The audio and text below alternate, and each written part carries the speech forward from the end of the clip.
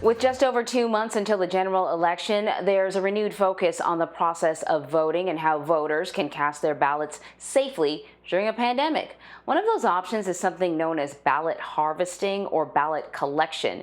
But the laws behind this practice have been disputed in several states across the country, since some worry that votes could be tampered with before reaching their final destination. So Caitlin Huey-Burns and Musadiq Bidar has been following the story for us. Caitlin is a CBSN political reporter, and Musadiq is a CBS News 2020 campaign reporter. Thank you so much, guys. Caitlin, I'm going to start with you. I think a lot of people might be familiar with the concept of ballot harvesting, but not realize what it was exactly. Explain to our viewers what ballot harvesting is and why people are pushing for it to become more widely used, particularly because of this pandemic. Hi, good morning. Well, in 26 states, you are allowed to designate someone else to return your absentee ballot for you. And in about a dozen of those states, there are some restrictions on who can do that and how many ballots that person can return. And in 10 states, only a family member or a close guardian can submit a ballot for you, but those ballots have to be completed by you and designated by you for someone else to return them. Now, as we're expecting more and more people to vote by mail or vote absentee than ever before, states are preparing for that, and part of it is figuring out ways to help people get their ballots from their homes to the ballot box itself, especially amid delays, potential delays with the Postal Service, and lots of state election officials encouraging people to drop it off at your local clerk's office or in a mail drop box. But there are some, so advocates of this program say that this helps people in disenfranchised communities, especially Native American communities and the like. But opponents of this say that it can definitely, or they are very concerned of people taking advantage of this kind of program, and even in states where it is illegal for someone else to return a ballot on your behalf, it has been taken advantage of, as was the case in a North Carolina congressional district recently in 2018, where that election had to be overturned. So this is something that proponents say allows more people access to the vote, but critics say that it could be taken advantage of. So, Musadiq, I think that what Caitlin's referencing is something that I wanted to ask you about. At the Republican National Convention, the president told sort of a cautionary tale about ballot harvesting in North Carolina. Can you tell us more about that case and just how it highlights some of the concerns that people are having about security when it comes to ballot harvesting? Sure. That case in North Carolina involves a Republican political consultant named McRae Dowells. Dowells has a history of working on get out the vote operations, and in 2018, he joined Republican pastor Mark Harris's congressional campaign in the 9th District in North Carolina. In that race, Dowells is accused of paying workers to collect ballots from voters, fraudulently sign them, and then return them to polling locations. That is illegal, and Pastor Mark Harris dropped out of the race because of that. It highlights some of the concerns that critics have about the chain of custody when it comes to collecting ballots and dropping them off. They want to be sure that the person collecting that ballot can be trusted and returns the ballot to a proper location without tampering them. And that's some of the concerns that have come up in a number of conversations that Caitlin and I have had with both Republicans and some Democrats on this issue. Yeah, so Caitlin, that's a concerning example, but the president says that ballot harvesting is rampant with fraud. Those are his words. I would think that, the percentage of votes that kind of fall into have been harvested would be pretty small.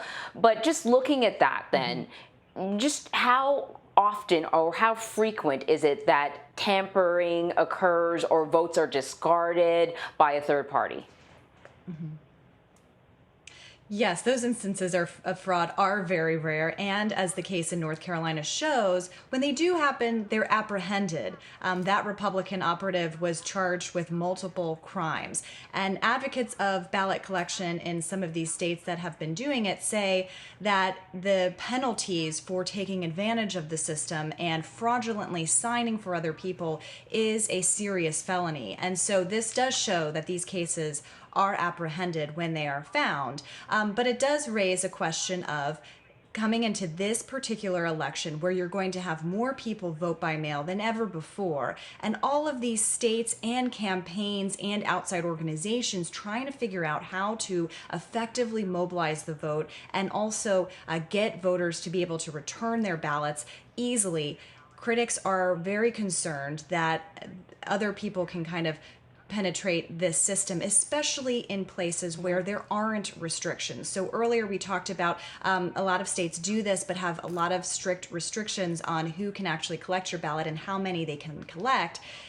In other places that have been doing this or are expanding this opportunity to voters, there aren't that many restrictions on how many ballots a person can collect. So that's why critics are a little bit concerned about the scaling up of this kind of program. Musadiq, so obviously it's important for voters to have confidence in whatever system they're choosing to use. How are the states that allow ballot collection ensuring that voters' ballots are not tampered with and they're not discarded?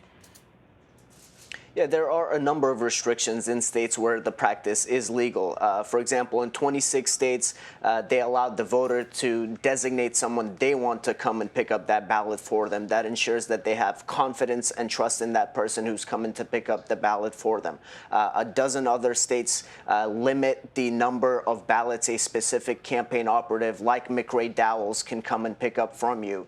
And then some states also have restrictions on monetary funds that a person can receive when they're collecting these ballots. States restrict it so that you can get paid by the hour, but you can't get paid by the number of ballot that you collect. So you can't go around collecting thousands of ballots and expect to be paid for that.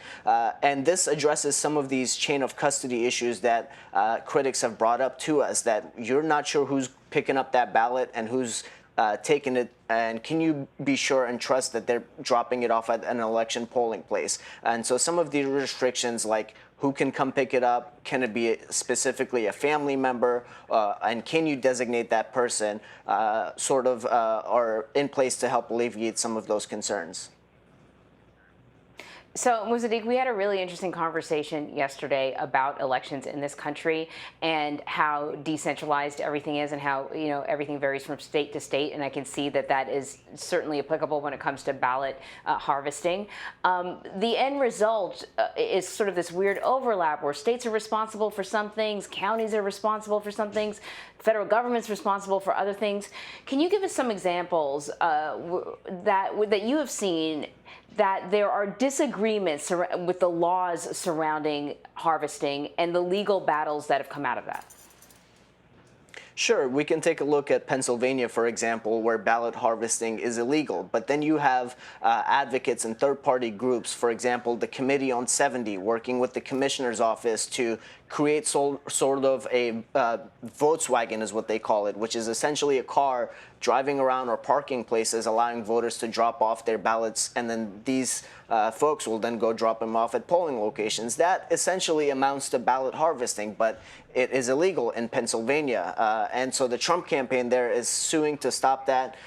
There are other instances where examples of this are happening in states where it's illegal, and so the law in some of these states aren't as clear. And what campaign operatives, Republicans and Democrats are trying to do is educate voters, educate candidates on what is possible, what is legal, who can you turn that ballot to.